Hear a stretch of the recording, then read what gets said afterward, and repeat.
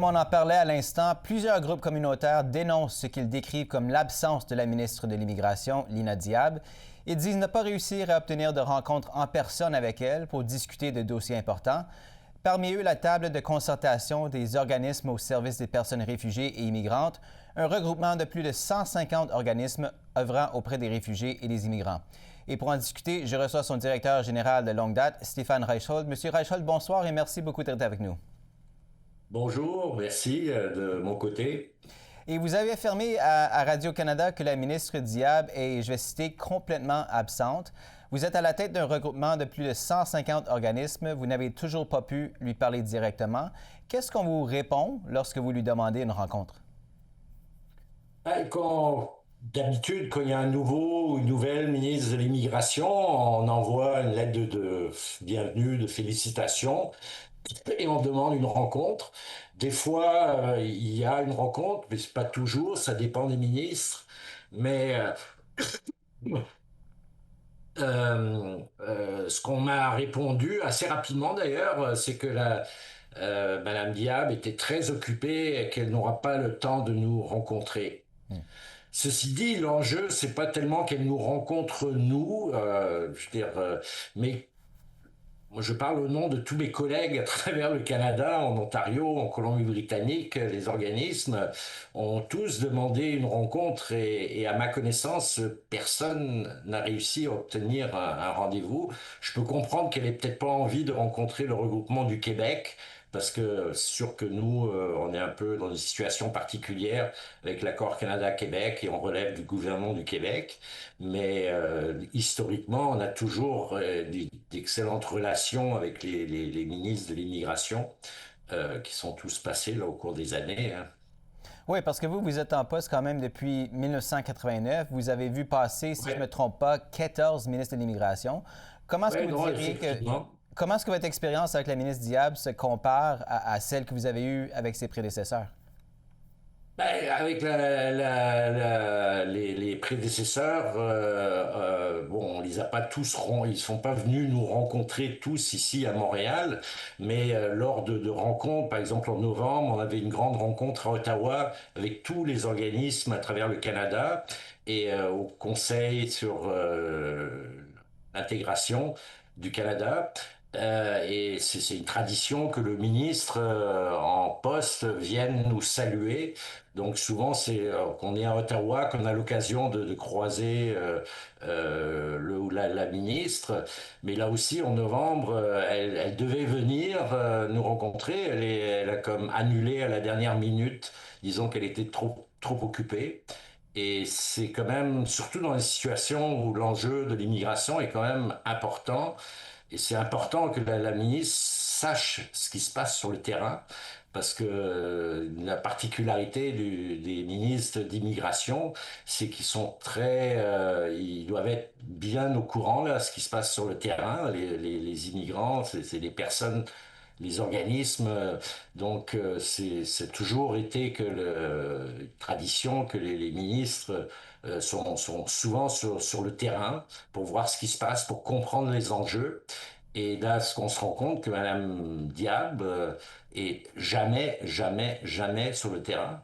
Je dirais, personne l'a rencontrée. C'est vraiment surprenant. Là, on comprend pas trop. Oui, j'imagine que c'est très mal perçu par l'ensemble des organismes. Je vais juste vous lire, en fait, parce que le bureau de la ministre Diab a transmis une réaction qualifiée de personnelle à l'article de Radio-Canada. La ministre affirme, et je vais citer, qu'elle dialogue directement avec les Canadiens et les Canadiennes, ainsi qu'avec les intervenants partout au pays. Votre réaction à cette réponse, alors? Bah, pas elle. Je sais que nous, on a un contact on a eu un contact avec un employé de son bureau, un adjoint politique avec lequel on a échangé deux, trois fois. Mais l'important, je pense que c'est la ministre, le rôle de la ministre, c'est aussi d'être présent pour bien comprendre et aussi nous aussi, on suit beaucoup les dossiers d'immigration, surtout en ce moment. Vous êtes au courant là, comment dire, des tensions qui entre le Québec et le reste du Canada et Ottawa au niveau de l'immigration. Donc on suit beaucoup au niveau des médias aussi ce qui se passe. Et ce qu'on se rend compte, c'est que moi, j'ai jamais entendu une entrevue de la ministre, que ce soit à la télévision, à la radio ou même dans la presse écrite. C'est vraiment très, très étonnant. Moi, j'ai jamais vu ça là, dans mes 35 ans d'expérience, ouais. D'avoir une ministre de l'immigration aussi absente. Je comprends si c'est les ministres comme Monsieur Fraser ou Monsieur Hussein qui maîtrisaient pas ou moins bien le français, sont un peu gênés de venir au Québec. Mais en plus, Madame Diab parle couramment le français. Là. Je veux dire, il y a pas de... Même une vidéo rencontre par visioconférence, là, c'est pas très compliqué à organiser, juste pour échanger, pour prendre un peu le pouls, ce qui se passe sur le terrain au Québec, parce qu'il l'aidera certainement dans ses discussions avec le ministre de l'Immigration du Québec. Là. Oui, et selon ce que vous dites, le problème ne se limite pas seulement au Québec, ce serait vraiment à l'échelle du pays. Oui, c'est ça. Oui. C'est pas particulier au Québec. Au début, on pensait que c'est particulier au Québec. Mais on s'est rapidement rendu compte que c'est vraiment généralisé, là. La députée conservatrice Michelle Rempel-Garner, porte-parole du Parti conservateur en matière d'immigration, a demandé au premier ministre Carney de limoger Mme Diab. Selon vous, la ministre Diab peut-elle toujours diriger le ministère de l'Immigration? Peut-elle rester en poste? Moi, je m'avancerai pas là, sur ce terrain-là, vu que je la connais pas. Là, j'ai peut-être la tête des talents cachés qu'on n'a pas encore vus. Est-ce qu'elle maîtrise bien ses dossiers? On ne sait pas, vu qu'elle n'en parle pas sur la place publique. Donc, faut peut-être un peu avec les sorties médiatiques qu'il y a eu ces derniers jours, peut-être comment dire, l'encourager à être plus proactive. Qui sait? Ouais. Et juste en terminant rapidement, il nous reste à peu près 45 secondes. Pouvez-vous nous donner une idée des conséquences concrètement, ce que ça représente, ce que ça veut dire cette absence de la ministre, ce que ça implique pour les personnes que vous représentez?